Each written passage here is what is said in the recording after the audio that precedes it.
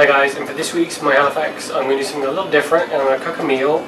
It's very easy to make and it's really good if you plan on entertaining people. So I'm going to cook a peppercorn pork tenderloin, which sounds complicated, but like I said, it is super easy.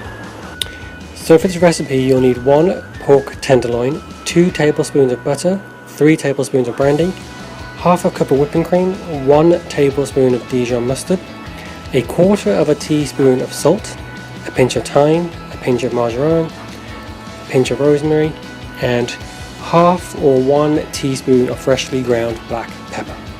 So the first thing you're going to do is actually cover the pork tenderloin in pepper. Okay, so that's about as much peppercorn as I want to put on. I don't like that much peppercorn. I like it to just have a hint of peppercorn, so I've put a little bit on. I said peppercorn like 1,000 times. But believe it or not, that is as much prep as you need to do to the meat before you actually start to cook it. That's why I like this thing, because it's so easy to do. So what I'm going to do is prepare the vegetables. So what I'm going to do is basically some oven roasted little potatoes. All I'm going to do is put about 2 tablespoons of oil into a mixing pot with a little bit of garlic, some herbs and some salt. And after I've chopped the potatoes in half, I'm going to mix them in with just enough oil so that everything's covered slightly, so they'll just bake the way I want them to.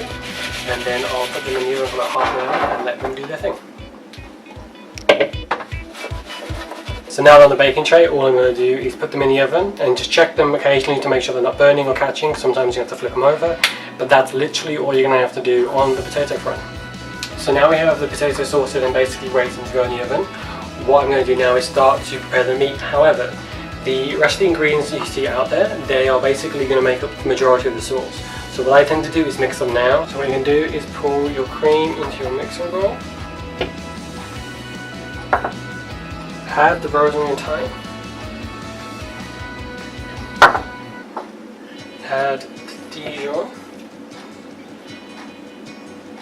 Dijon can be strong, so just bear in mind that when you measure out your ingredients.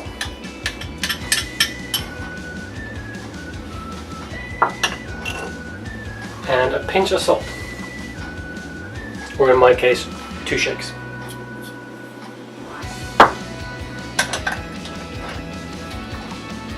Now that we have the sauce ready, we're going to start browning the meat. So you want to put your butter into the pan and basically just let it melt naturally. Don't let the butter start to go brown or else you're actually burning the butter.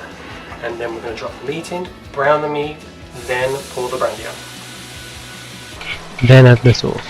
So now the meat is successfully browned, you've added your sauce in. All you're going to do now is cover it for about 30 minutes, well, about 20-25 minutes. Put the potatoes in as well, they'll be good for about 20-25 minutes, maybe 30, so you might want to put them in just before you start to brown the meat. But once those 2 things are done, you can just sit back, relax, and if you're entertaining, go and spend some time with your guests.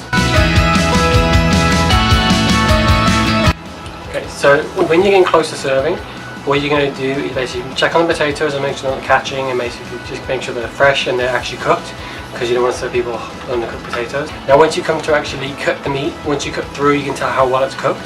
Obviously you want to make sure there's no pinkness inside. If there is, just slice it up and actually drop them in as kind of like, almost like small steaks, and just fry them on both sides to make sure that they're cooked properly. You may also find that your sauce is separated from the brandy. So what you want to do is get a whisk and just whisk it up and mix it back together.